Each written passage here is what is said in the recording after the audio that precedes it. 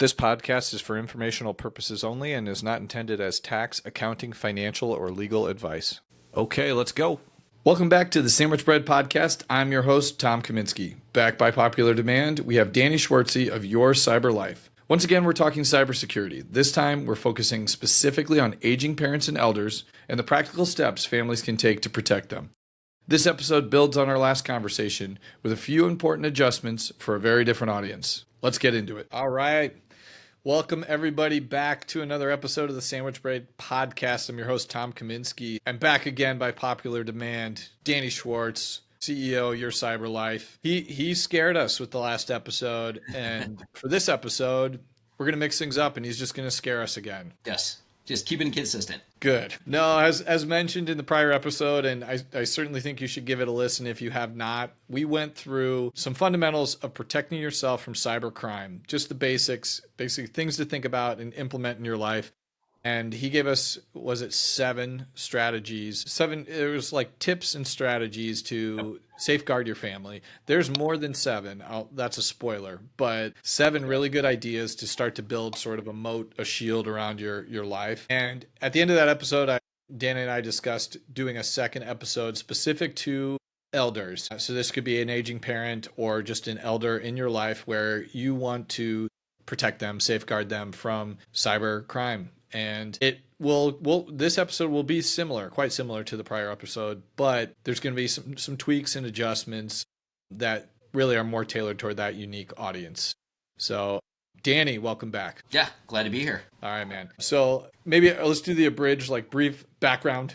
Yeah, sure. Reintroduce yourself for the new listeners, because we're adding 100,000 listeners with each Easily. episode. Sure. It's totally overwhelming. No, I'm just kidding. But yeah, maybe give us a little quick rundown of your background again, and then we'll dive into it. Yeah, appreciate it. So, before starting this company, I was with Schwab for about 20 years, working with financial advisors on all things technology, and a big conversation with all of that was cybersecurity. So our goal in building kind of our solution was to help advisors and their clients. And one of the catalysts for me was I was the victim of identity theft a number of years ago, and I had some family members become the victim of cybercrime. That drove me to build education and resources, again, both for advisors as well as their clients. Love it. Awesome. I appreciate you offering your background on this. And the product you're the CEO of, Your Cyber Life, is really interesting, and I think fills a pretty huge need in our industry, which is continuous education and staying on top of cyber for both advisors and advisors' clients. So it's really interesting stuff. All right. So without further ado, we're going to dive right into tactics, strategies to safeguard the elders in your life, or yourself. Let's be clear. These are perfectly applicable to your own personal situation. Things that we should be thinking about to sort of piggyback the last episode.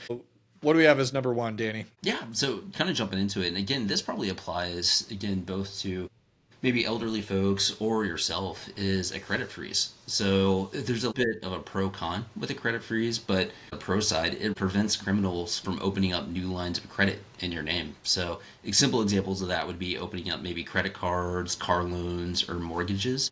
And the nice thing about credit freezes now is they're free and they last indefinitely. So really the only con side to it would be having to plan ahead a little bit. So say if you're opening up a new credit card, for example, you'll have to plan ahead because you'll actually have to request a temporary lift on your credit freeze. Then you'll also have to remember the logins and passwords to all of the 3 credit agencies. But overall, it's still one of the best lines of defense against identity theft. I like that. Yeah, it's honestly not that inconvenient. For someone like myself, we open a new credit card more than every few years. It usually boils down to you purchase a car and they need to do a comprehensive credit check on that and things like that. Or finding a mortgage or something like that. It's kind of these events that do happen, but they're not super frequent. And then I don't know if this is the best practice, but you can, when you lift those credit freezes, you can set a clock on it to reestablish it. And so you lift it for 4 days during the window when they're running the credit, and then you don't even have to think about refreezing the accounts. It just automatically happens. So yeah, that's not terribly inconvenient, but I think terribly valuable when it comes to protecting yourself. Absolutely. And the biggest inconvenience side of it, like most things, is just remembering the logins and passwords. So one of the things this is a little bit of a side, and it goes back to kind of the previous episode, is if you're using systems like antivirus software, which we highly recommend, most of those now have a password manager tied to them. So Yeah. again, you don't necessarily have to remember, the unique logins and passwords, but those password managers have a tendency to help with those things. Yeah, that's a good point. It's the three credit bureaus, right? Experian, Equifax, TransUnion. And I believe what they do is a user ID password and then usually have an extra PIN, like a third level to it. And using a password manager is a really good idea. That's an interesting extra step to take to make it even more simple. Yeah, especially because a lot of times folks kind of forget about it. So, say if you're Yep. in the moment going through a refi or buying a car, getting a loan, just having that installed on your device and phone and just being able to access it quickly is very, very convenient. Like it. Cool. Okay. What's next? Yeah, so it kind of plays along the same lines as talking about how to secure individual or important accounts. So, Yeah. the way we define important accounts would be things like email, your phone or cell phone provider, bank, and any financial accounts. So we highly recommend adding multi-factor or two-factor authentication to all those accounts in addition to having a strong password. So again, kind of going back to the idea of a password is don't reuse passwords across multiple sites because its hackers can do a couple things. They can either crack a password or easily guess it, or gain that information through, say, phishing techniques, data breaches, or even use malware. So the idea with having a unique password for all the different sites we have to manage these days is a little bit of a problem. But going back to that idea of using a password manager through the antivirus software really helps with that. So taking that and adding an additional layer of protection, multi-factor authentication and two-factor authentication are key. What that is, it just adds an additional barrier and stops cyber criminals from accessing accounts. Got it. Yeah, and specifically to elders, how difficult is it to get that in place? What are the best practices around that, or do you have general thoughts on that? Yeah, it can be a challenge. I think a lot of times you'll have to get involved, especially if your parents aren't tech savvy, just helping them set it up and helping them understand why they're doing it, because it does add a barrier, which is a lot of times perceived as an inconvenience, but understanding why you do it and that it's really meant to actually help protect you, I think is actually key in those. Yeah. Well, and going back to the first comment on the credit freeze, there's a barrier to getting it in place, but generally, as people age, they aren't opening as many credit cards. They aren't purchasing assets that require credit checks as frequently, I feel like, as younger families whose lives are always changing and adjusting. So I just think that's a powerful one in particular for the elder demographic, because you can get it done and store away those critical pins. It's not a one-time thing, but it's a thing you shouldn't have to revisit that often. Yeah, you're not using it that often. So I think it really stops things from an identity theft perspective. Yeah, that's great. Okay, cool. All right, number 3. What do we got there? Yeah, so this one might surprise you. So it's shredding documents and not putting important documents in the trash. Dumpster diving is still a very real problem. So a lot of times you'll have folks throw stuff in there that contains anything from personal or financial or account data, and really anything that's a unique identifier, shred that stuff. Don't include it within, or don't throw it in the trash or anything like that. So examples, again, go back to credit cards, ATM receipts, maybe old checks, utility bills, and ones that often get overlooked are prescription labels. So taking all of that stuff and shredding it, and if you're comfortable setting up electronic formats or notifications, and gets away from having to shred all this stuff, but it also helps prevent things like mail fraud, for example. Got it. All right, so what I'm hearing is get your parents a nice shredder for the holidays. And if you can, convince them to set stuff up electronic. So I know kind of older folks still love to get paper. It is a security risk because it goes back to the idea of mail fraud, right? So maybe someone gets access to a mailbox and there's account statements in there, loans, mortgages, all that good stuff. That can be all used for identity theft. Yeah. I thought as a young business owner, I'd be able to fully digitize everything. Not quite there yet. Getting closer. It's brutal. It's brutal. And then there's compliance risks to having paperwork out on my desks, right? I'm every day surveying my desk, gathering up the papers, taking them to my little shredder I have in my office and shredding stuff. You'll get there eventually. And I think that's the part that overwhelms folks a little bit, is there's so much stuff that really needs to be shredded. It's easier just to throw it in the trash and recycle it and just assume that it's going to be okay. Most times it probably will be, but there's always risk. I joke a little bit. I had to have a conversation with my neighbor. Their trash can, recycling can blew over, and their custodial statement came out, which had all of their information, their account numbers, values. Yeah. All of that can be used to access an account. So Yeah. that's the really important stuff to get rid of. Yeah, and I regularly review all client accounts to see, who's getting hard copy statements versus digital. And the custodians are really pushing clients to go digital, which I appreciate for a number of reasons, not least what you just described. Like it's a piece of paper floating around. At least in an email, it's going to direct you to log in and then go Yeah. through the authentication process. Yeah. So, yeah, but that's a really good reminder. When in doubt, shred it. It's kind of like, if it's got anything more than your first and last name on it, even then, just shred it. Anything Yep. that's got that unique identifier that can be traced back directly to you, that's the stuff. Yep. Say pull out and shred. Kick it. All right, what's next? The next one's kind of interesting. We touched on it, I think, at the opening of kind of the last podcast. Yeah. Really talking about scam calls and where they're actually going. AI is pushing the envelope on the level of sophistication of scam calls. So the one that really ends up targeting a lot of older folks is AI voice cloning scams, or what I would also call AI family emergency scams. What criminals are doing, they're using actually AI to mimic a family member's voice and then pressuring the victim to send money urgently. So they're always going to use urgency, fear, pressure, intimidation. And the unfortunate part about this is, again, it's going to sound like a family member. It's going to sound like someone you know, and they're going to put you in a very stressful situation. So one of the tools that we recommend to combat that is a family password. So the idea behind a family password is pretty simple. It's a nonsensical word that everybody in the family knows, but it's never text, it's never wrote down or anything like that. So if you do get one of these calls, you can ask for the family password. And if the person on the other side doesn't know it or doesn't know what you're talking about, it's a pretty good indicator that it's a scam call in that case.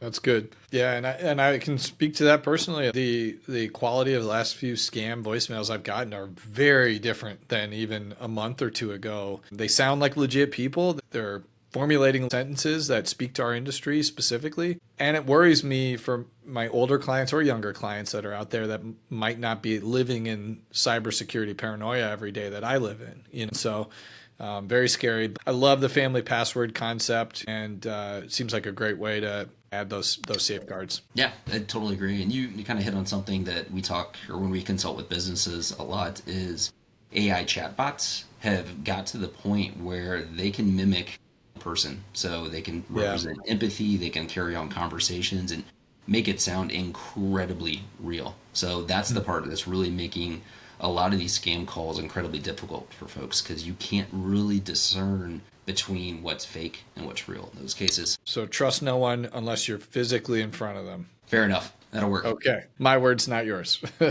right, what's next? So the next one's thinking about social media and best practices here. So this is a lot bigger conversation, but some of the key things we typically tell folks, everyone even down to kids, is really think before you post. So we recommend avoiding and sharing personal details like home addresses, phones, things like vacation dates, travel routines, because all of that can actually be used for cybercrime or real life crime. There's a whole element of criminals that monitor social media and wait for folks to start posting pictures of vacations, and then they can target their house and try to break into it. So limit what you post. Also be cautious of who you add as friends. A lot of times those can be chatbots, they can be fake people, and what they're trying to do is gather information for cybercrime. So always be skeptical. Again, don't click on suspicious links or maybe down on social media. Verify all those friends, and really watch out for, this is a huge conversation, watch out for, again, phishing and those AI generated messages. So romance scams is still the #1 cybercrime on social media. Okay. And so as it pertains to your parents, Facebook's probably the worst one, in my opinion, from a cybercrime perspective. okay. And so what would the coaching be specifically? If your parents or elders want to share what they're up to, share the fun they're having, what would the coaching be about posting? Yeah. So in those situations, definitely limit it to just close friends and family. So really So restrict your profile. Yep, Yeah. exactly. Condense it down. Then if you're sharing stuff, share it after the fact. If you went on vacation, don't post any pictures while you're on vacation. Wait till you get Got home it. in that case. Okay, that's good. Yeah, and I guess probably audit your friend list, if you haven't done so in a while. audit your friend list and make sure everybody's profile is legit. Yep, absolutely. And just always be cautious, especially on Facebook. You get a weird request from a friend, someone that you might know that says, hey, take a look at this, click on this download, look at this attachment. There's a good chance their account might have been compromised at that point. Okay, cool. All right, what's next? All right, so the last one is, Tom, I'm sure it's something you work with too, is setting up a trusted contact. Yeah. So really, this is just an ability to have another verification point. So we coach advisors on this, mainly for the fact is, say if you do get a really weird call from someone that sounds like your client, maybe they're requesting money movement requests or things like that, having a trusted contact that you can reach out to just to validate, to make sure things are okay and legitimate, is a really good one. But again, it kind of goes back to that idea of, hey, maybe we got a scam call and someone sounds like a family member, hanging up from that and actually reaching out to them directly, or another person that might be with them, just to be able to validate the legitimacy of the request. That's great.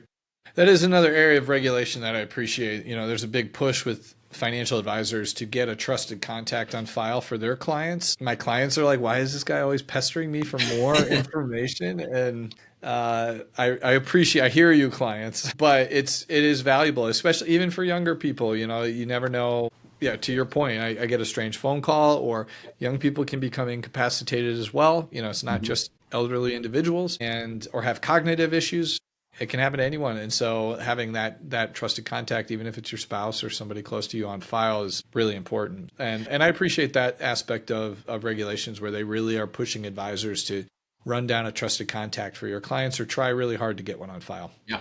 And it's interesting. Like you said, we touched on it from kind of the last podcast. Cybercrime is a multi-generational problem. Actually, the largest growing demographic right now of actually becoming the victims of cybercrime is the age 20 to 29, because they have a tendency to trust text messages and sometimes voicemails and calls a little bit more, and not using that skepticism. So there's a whole world of cybercrime that's really built around simple everyday interactions. So things like, hey, you've got an Amazon package coming in, click this to verify and enter your information. So that demographic itself kind of plays the same thing, right? So it's like having a trusted contact, even for them, can be incredibly helpful.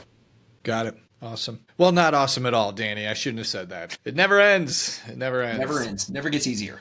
So just like last episode, you did not leave us with any good stuff. This was all sad. Only fear. Only fear. That's only the only thing. Fear and sadness. Your cyber life. Only fear and sadness. That slogan and ideas. That's our slogan. Yes. That's a freebie. That's a freebie. Awesome. All right. Well, I really appreciate it. And that rounds out the list, right? We hit on all of them. Any resources you would point the audience to safeguard themselves and the elders they care for? Yeah. So there's some really good public resources through the FTC and the FBI. Those actually link out to other government resources as well. Readily available, really, really easy to use. So I'd recommend those for anybody that's not working with you. Great. Yeah. And just like the last episode, I'll make note of the fact that I use your CyberLife product, and we'll add that to the link in the show notes, as well as a place you can go to as an audience member to learn and access the content Danny and his team are creating. Appreciate it. All right. Well, that's the challenge in closing. Come up with a happy episode, and then I'll have you back. We got to get better at that. Yeah. We'll find something. Very good, man. All right. Well, thanks again for joining us, Danny. I really appreciate you taking the time, and you did a great job as always. And we will definitely have you back again to talk shop some more. Thank you, everyone, for tuning in again to another episode of Sandwich Bread Podcast. We'll link to the show notes with all the great resources discussed in today's episode. I wish you all a great week, and we'll be back again soon. Take care. Sandwich Bread Pod is hosted by me, Tom Kaminski. Huge thank you to Lauren Nose, our executive producer, for making this show happen, and to Andrew Maxon of Celebrator Creative Studios for branding and design. And lastly, to Audionautics for our theme music. Are you someone in the sandwich generation? We'd love to hear from you. Share with us your story, and maybe we'll find a way to work you into our podcast, or simply reference the materials and the experiences you've had. We value that very much. Reach out to us at sandwichbreadpod@twinrobins.com or hello@twinrobins.com. TWINROBINS.com. Thanks so much again for listening. The information discussed in this podcast is only for general explanations and education. It is not specific tax, legal, or investment advice. Before acting on anything you heard here, first consult with your tax, legal, or investment advisor. Past performance of any investment discussed on this show does not guarantee future results. Twin Robins Capital LLC is a registered investment advisor offering advisory services in the states of Missouri, Georgia, Indiana, Virginia, and in all other jurisdictions where exempted. Registration does not imply a certain level of skill or training. This is a